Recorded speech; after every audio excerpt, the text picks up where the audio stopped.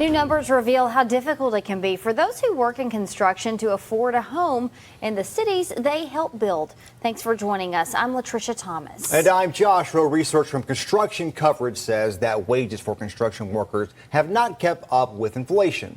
Their analysis of U.S. Bureau of Labor Statistics data shows that the average weekly wage in 2024 is $1,007. That's a decline of more than 10% from the peak in 2020, which adjusted for inflation was $1,112.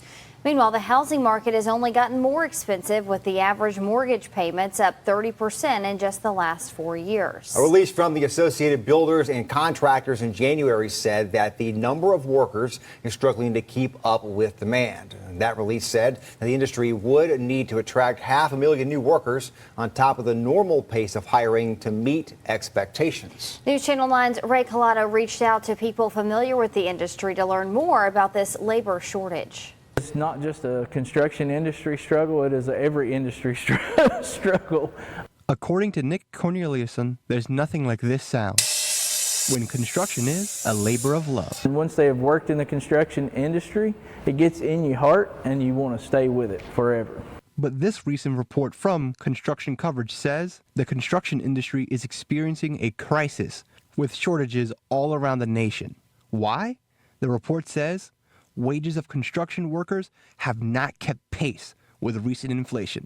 They looked at government data and found the average weekly wage for full-time construction workers is just over $1,000, marking a decline of over 10% from the previous 20-year high back in late 2020. We did a pretty poor job as an industry over the last 10 years of recruiting people. Employers like Jared Gilley say construction isn't for everyone.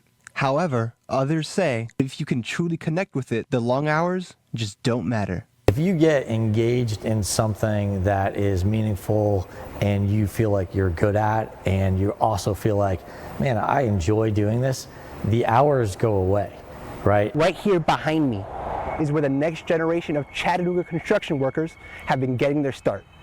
And according to students learning the trade, it's not about the pay.